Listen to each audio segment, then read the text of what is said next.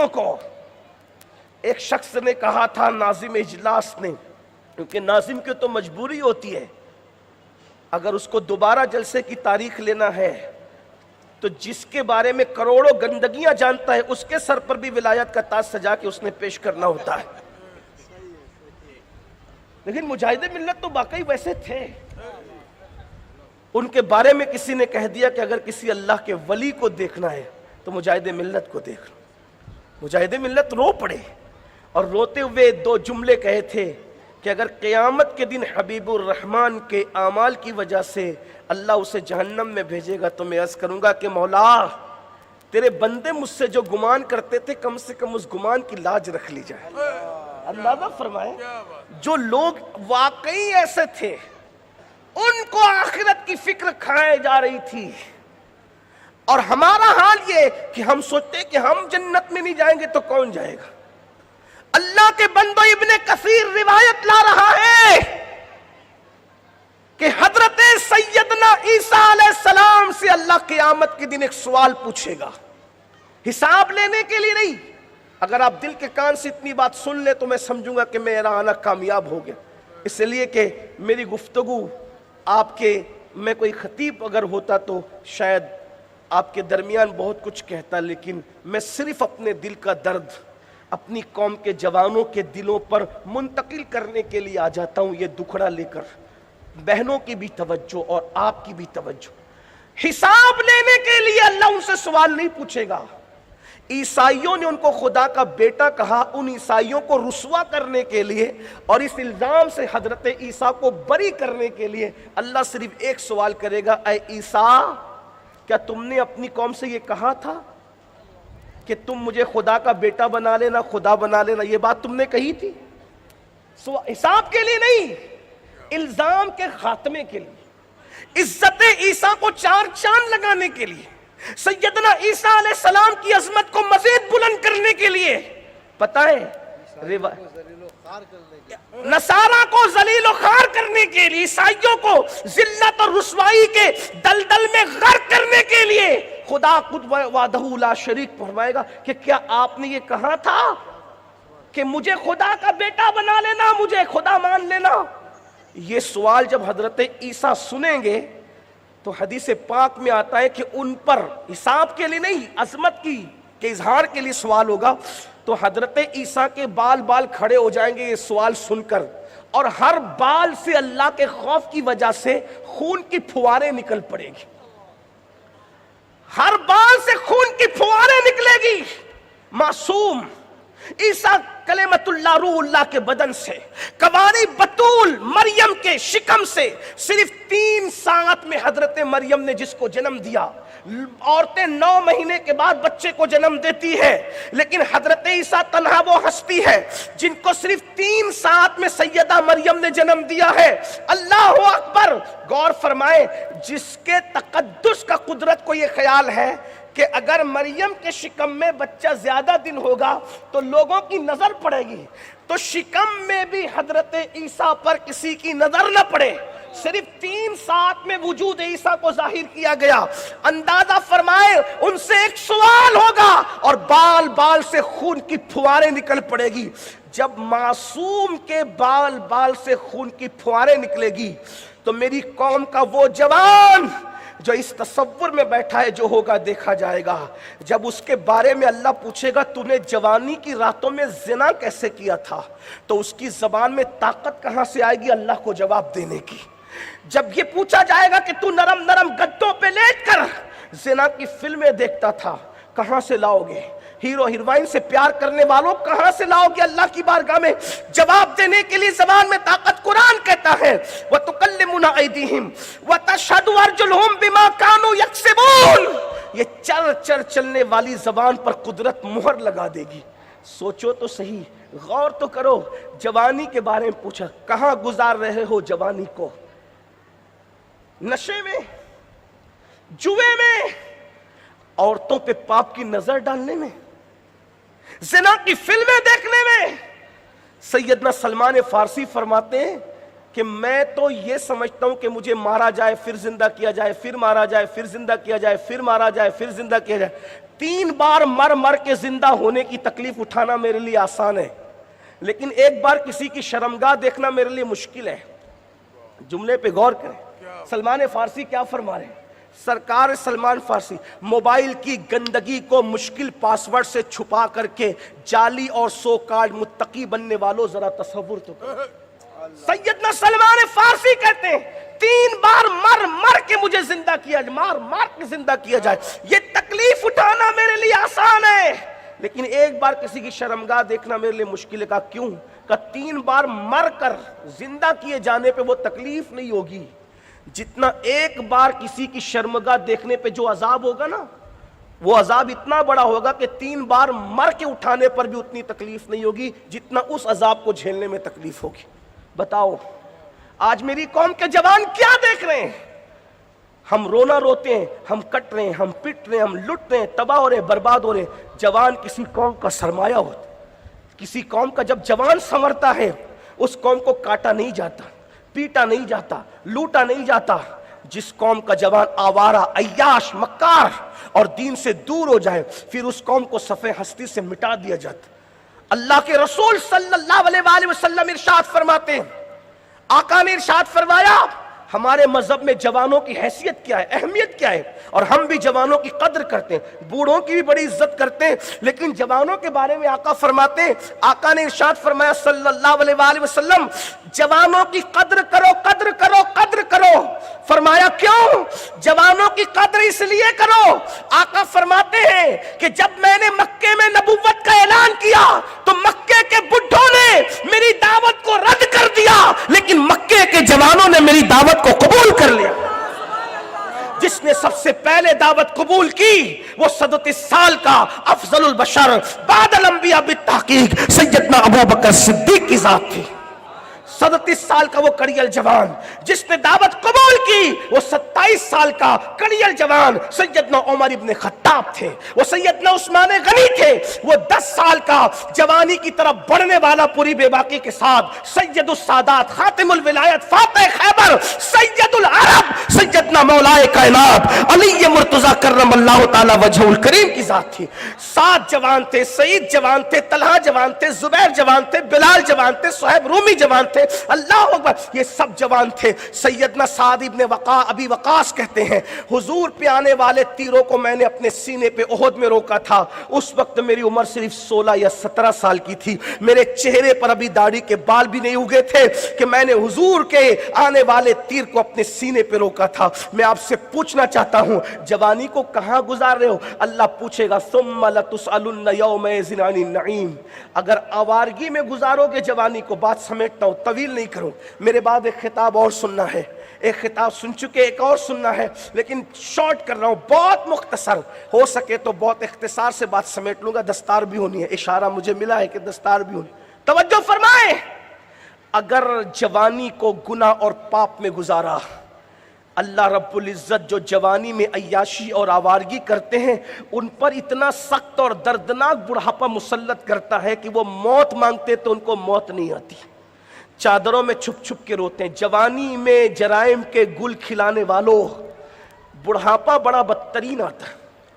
سید الطائفہ حضرت جنید بغدادی رضی اللہ تعالیٰ بغداد مقدس کے بازار سے گزر رہے تھے، اب یہ کلام ایسا پڑھا گیا کہ بغداد نگاہوں میں پھر گیا، یہ دل تڑپ کے کہیں آنکھ میں نہ آ جائے کہ پھر رہا ہے کسی کا مزار آنکھوں۔ اللہ ہم سب کو بغداد معلیٰ کی حاضری ادب کے ساتھ ہوتا ہے۔ اللہ اکبر، بڑی عظیم تمنا ہے، اللہ اکبر۔ بغداد معلیٰ کی سرزمین پر سید الطائفہ جنید بغدادی بازار میں ہے، ایک بڈھا، بڑے میاں بوڑھا لوگوں سے بھیک مانگ رہا ہے، کوئی اس کے کٹورے میں بھیک بھی نہیں ڈالتا۔ تو مریدوں نے کہا بغداد کے لوگ کتنے سخت ہو گئے کہ بڈھے کو بھیک نہیں دے رہے ہیں۔ جنید بغدادی سرکار نے فرمایا واللہ جا کے تحقیق کر لو، اس بڈھے نے جوانی میں بہت پاپ کیے ہوں گے، اس لیے اللہ نے اس کو اتنا بدترین بڑھاپا دیا، کوئی اس کو بھیک دینے کے لیے تیار نہیں۔ غور فرمائیں، جوانی میں پاپ کرو گے تو بڑھاپے میں ذلت ہوگی، رسوائی ہوگی. اور اگر جوانی میں حرام سے بچو گے اور نیک کام کرو گے تو سن لو اللہ کے رسول کی بشارت. اللہ کے سچے رسول صلی اللہ علیہ وآلہ وسلم فرماتے ہیں جو جوان جوانی میں حرام سے بچے اور اللہ کی عبادت کرے، اللہ اس جوان کو 70 صدیقوں کے برابر ثواب عطا فرماتا ہے. ایک دو نہیں، 70 صدیقوں کا ثواب عطا فرماتا ہے. لوگ ولی بننے کی بات کرتے ہیں، جوانوں حرام سے بچ جاؤ. ولی نہیں، ولی سے بڑا مقام صدیقوں کا ہے. مقام نبوت اور مقام صدیقیت کے بیچ میں اور کوئی اللہ اکبر مقام نہیں ہے. نبوت کے بعد سب سے بڑا مرتبہ صدیقیت کا مرتبہ ہے. ولی سے بھی بڑا مرتبہ، شہید سے بھی بڑا مرتبہ صدیق کا ہوتا ہے. اور ایک تو نہیں، اگر جوانی میں حرام سے بچو گے تو اللہ 70 صدیقوں کا ثواب عطا فرمائے گا. اندازہ تو فرمائے 70 صدیقوں کا ثواب کسے کہتے ہیں، کس پر ملے گا؟ صرف حرام کام سے بچنے پر. اس لیے جب زندگی کے اندر وہ لمحے آئے کہ آنکھیں حرام تکنا چاہیں، کان حرام سننا چاہیں، زبان حرام بولنا چاہیں، پیٹ حرام کھانا چاہیں، اس وقت یہ سوچ کر کہ اللہ جوانی کے بارے میں پوچھے گا. اور ایک بات آپ کو بتاؤں، اللہ کے سچے رسول صادق و مصدوق مصطفیٰ جان رحمت صلی اللہ علیہ وآلہ وسلم ارشاد فرماتے ہیں کہ اللہ فرماتا ہے میرا حق صحیح معنی میں اگر کوئی بندہ ہے، میرا کوئی بندہ ہے، حقیقت میں کوئی بندہ ہے تو وہ جوان ہے جو اپنی جوانی کو گناہوں سے بچا کر کے گزارتا ہے. لیکن افسوس آج جوانی اغوا ہو رہی ہے، انٹرنیٹ کی نظر ہو رہی ہے. انٹرنیٹ کے جنگلات میں ہم نے اپنی جوانی کو ضائع کر دیا. ابھی سوال ہو رہا تھا کہ جہیز مانگا جاتا ہے، پھر ہمارے جوان ہم لوگوں سے مطالبہ کرتے ہیں حضرت ایسی تقریر کر دیجئے کہ بیٹیاں مرتد ہونے سے بچ جائیں. بچیاں مرتد ہونے سے صرف تقریر سے نہیں بچے گی، ہر چیز کا علاج تقریریں نہیں ہوتی. رات بھر تقریریں سن کر صبح کو خواب خرگوش میں سو جانے والی قوم کبھی ترقی کی منازل طے نہیں کر سکتی جب تک میدان عمل میں نہ ہو. کبھی سوچا اگر بیٹیاں مرتد ہو رہی ہے تو کیوں ہیں؟ پہلی بات تو یہ کہ مرتد ہونے کی جتنی رپورٹیں پھیکم پھاک بیان کی جاتی ہیں میں اس سے متفق نہیں ہوں. اس لیے کہ توجہ فرمائیں، کیوں متفق نہیں ہوں؟ اگر میڈیا کہہ دے کہ ہم نے چاند دیکھا ہے عید کا تو اس کی بات کو مانو گے؟ نہیں مانو گے نا. تو جس کے کہنے پہ چاند کا آنا قبول نہیں کرتے اس کے کہنے پہ بیٹیوں کا جانا کیسے قبول کر سکتے؟ کہیں یہ سازش تو نہیں ہے ہماری بیٹیوں کو بدنام کرنے کی؟ اس لیے کہ ہر کئی ہوئی بات کو بول دینا یہ اچھی بات. ہاں کچھ مرتد ہو رہی ہیں لیکن اتنی نہیں ہے جتنی بتایا جا رہا ہے. ہمیں مایوس بھی کیا جا رہا تاکہ کل تانا دے لوگ کہ تمہاری بیٹیاں تو ایسے ہیں. میں یہاں پر ایک جملہ لوگوں سے کہتا ہوں، آج کی تاریخ میں بھی کسی کی ماں اتنی پارسا نہیں ہے جتنی مسلمانوں کی بیٹیاں پارسا. آج بھی ہمارے یہاں پارسائیت موجود ہے، پوترتا موجود ہے، تقدس موجود ہے، اس لیے کہ ہمارے یہاں اب بھی کردار سیدہ فاطمہ زندہ ہے. اس لیے ہماری بیٹیوں میں ابھی بھی لیکن بچیاں جاری کیوں جاری؟ میں آپ سے سوال کرتا، جلسہ کرنے والوں سے لے کے جلسے میں شریک ہونے والوں تک، ممبر والوں سے لے کر کے زمین پہ بیٹھنے والوں تک ہم نے سوچا بیٹیاں کیوں جا رہی؟ نمبر ایک، سب بیٹیاں نہیں جا رہی. لوگ کہتے ہیں غریبی کی وجہ سے جا رہی ہے، لوگ کہتے ہیں اس کی. میں نے کہا مسئلہ غریبی کا بھی اتنا نہیں ہے، مسئلہ رشتوں کا بھی اتنا نہیں ہے، مسئلہ دوسری چیزوں کا بھی اتنا نہیں. یاد رکھنا جا وہی رہی ہے جو پہلے سے دین کے قریب نہیں تھی، ورنہ جو دین کے قریب ہے وہ آج بھی اپنے ایمان کو بچانے کے لیے پیٹ پہ پتھر باندھنے کے لیے تیار ہے. اس لیے میری گزارش ہے کوشش کرو اپنی بہنوں کو، بیٹیوں کو اور خود کو دین سے قریب کریں. بڑی معذرت کے ساتھ یہ بات کہوں، آج مذہبی طبقہ بھی اپنے بچوں کو دین سے قریب لانے کی کوشش نہیں کر رہا. خو گرے حمد سے تھوڑا سا گلہ بھی سن لے. مسجد کا امام، سب امام ایسے نہیں ہے لیکن بات صرف کہہ رہا ہوں اپنی آخرت کے سنوارنے کے لیے، وہ خود تو اٹھ کر مسجد جاتا ہے، اپنے 13 سال کے بچے کو وہ جگا کے کیوں نہیں جاتا؟ مسجد کا متولی سفید ریش وہ خود تو اکیلا اٹھ کر مسجد جاتا ہے، وہ اپنے بہو اور بیٹی کو کیوں نہیں جگاتا؟ کیا خود کے اکیلے نمازی بننے سے ہم جنتی ہو جائیں گے؟ تنہا ہم داڑھی رکھ لینے سے جنتی ہو جائیں گے؟ تنہا دیندار ہونے سے ہم جنت؟ بتاؤ ہمارے گھر میں اسلامی ماحول کتنا ہے؟ میں سوال کرتا ہوں نمازیوں سے، بے نمازیوں سے نہیں، جو نہیں کرتے وہ تو نہیں کرتے، نمازیوں سے پوچھتا ہوں، فجر میں جانے والوں، صف اول میں نماز پڑھنے والوں، گھر والوں کو کتنی بار جگایا مجھے بتاؤ؟ کیا یہ رسول اللہ کی سنت نہیں ہے؟ بے نمازیوں کو نہیں جگاتے۔ اللہ کے رسول سیدہ فاطمۃ الزہرا اور مولا علی کے گھر روز آتے تھے اور کہتے تھے الصلاۃ الصلاۃ یا اہل البیت الصلاۃ، اے نبی کے گھر والوں نماز کے لیے اٹھو۔ اندازہ فرمائے جن کی نمازوں نے کبھی ترک نہیں ہونا، اللہ کے رسول ان کے دروازے پہ کیوں آ رہے ہیں؟ بتانے کے لیے کہ یہ بھی مجھ محمد کی سنت ہے صلی اللہ علیہ وسلم۔ ہم کیوں نہیں جگاتے؟ بتاؤ ہم نے جگایا؟ اور ایک حدیث پاک پڑھ دوں، بہنیں اگر سن رہی ہے تو ان سے بھی، ہائے ہائے ہائے، سید آل رسول صاحب آئے، دلبر صاحب آئے، مولانا رضوان، مولانا مفتی افسر صاحب اور ناظم صاحب اور نقیب صاحب اور فلاں صاحب، سب لوگ آئے، حضرت دعا کریں دعا کریں۔ کس کی دعا لے رہے ہو؟ سید صاحب کی، پیر صاحب کی، عالم صاحب کی۔ ایک عمل بتاؤں، حضور کی دعا ملے گی۔ کس کی دعا ملے گی؟ حضور کی۔ رفیع گنج والوں سے میں یہ نہیں کہتا کہ اس پہ بھی سبحان اللہ کہیں، اس کی وجہ اس لیے نہیں کہتا کہ میں آپ کے عشق پہ چھوڑتا ہوں کہ حضور کی دعا مل رہی ہے پھر بھی آپ چپ رہتے ہیں یا خاموش رہتے ہیں یا کچھ بولتے ہیں۔ کوئی بات نہیں، کوئی بات نہیں، لیکن بس سن لیں، کیا آقا کی دعا ملے گی؟ اور کون سی دعا؟ قیامت تک کی نسلیں آباد۔ اللہ کے رسول ایک مرتبہ ہاتھ اٹھا کے دعا کرتے خوشی میں، اللہ ان کے گھروں کو ہمیشہ ہرا بھرا رکھنا، اے اللہ ان کے گھروں کو ہمیشہ ہرا بھرا۔ ہرا بھرا کا مطلب کیا؟ ہر خوشی ہو، کسی چیز کی کمی نہ ہو، صرف کمی کی کمی ہو بس، اور کسی چیز کی کمی نہیں۔ گھر جا کے جملے پہ غور کرنا کہ کسی چیز کی کمی نہ ہو، صرف کمی کی کمی ہو، باقی کسی چیز کی کمی نہ ہو۔ اندازہ فرمائے، دعا کریں اللہ ان کے گھروں کو ہمیشہ ہرا بھرا رکھنا، ہرا بھرا رکھنا، ہرا بھرا رکھنا۔ صحابہ نے پوچھا آقا کس کے گھر کو ہرا بھرا رکھنے کی دعا کی جا رہی ہے؟ فرمایا اس کے گھر کو جو شوہر فجر میں اٹھتا ہے اور اپنی بیوی کو جگاتا ہے، اور جو بیوی فجر میں اٹھتی ہے اور اپنے شوہر کو جگاتی ہے، دونوں جو ایک دوسرے کو جگائیں، اللہ سے دعا کرتا ہوں اللہ ان کے گھر کو ہمیشہ ہرا بھرا رکھے۔ جس کے گھر کو ہرا بھرا رکھنے کی دعا جانے دعا خود کرے، پھر اس کو کس کے تعویذ کی ضرورت پڑے گی؟ پھر اس کو کس وظیفے کی ضرورت پڑے گی؟ پھر اس کو کس عمل کی ضرورت پڑے گی؟ بولو، آپ نے بہت ہاتھ اٹھا کر کے ایمان کی گواہی دی، کیا آپ اس پر بھی ہاتھ اٹھاتے کہ انشاءاللہ گھروں کو ہرا بھرا رکھنے کے لیے آج سے ہر شوہر بیوی کو جگائے گا، ہر بیوی شوہر کو جگائے انشاءاللہ؟ کتنے لوگ ہیں ذرا بتائیں اپنے نبی کی خوشی کے لیے؟ ماشاءاللہ۔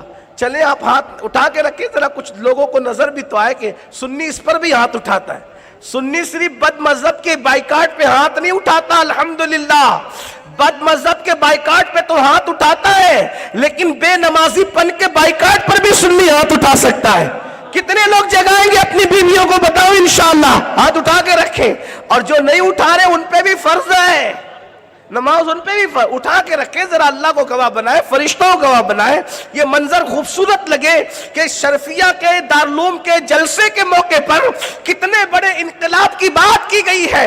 سنیوں گھر ہمیشہ ہرے بھرے رہیں گے، اور صرف گھر ہرے بھرے نہیں رہیں گے، انشاءاللہ تمہاری قبریں بھی تر و تازہ رہے گی، اور دنیا تمہیں دیکھ کے کہنے پہ مجبور ہو جائے گی زمین میلی نہیں ہوتی، زمن میلا نہیں ہوتا، محمد کے غلاموں کا کفن میلا نہیں ہوتا۔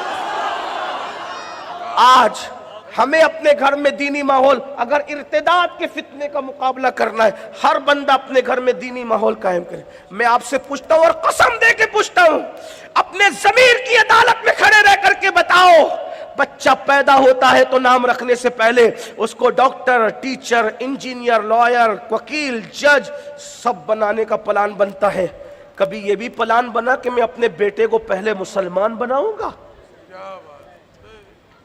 بتاؤ، ڈاکٹر انجینئر ٹیچر سب بناؤ، مجھے کیا اعتراض ہے؟ میں دعا کرتا ہوں اللہ جو آپ دعا کرتے ہیں اللہ وہ آپ کے بچوں کو بنائے، لیکن پہلے مسلمان بناؤ۔ کیوں؟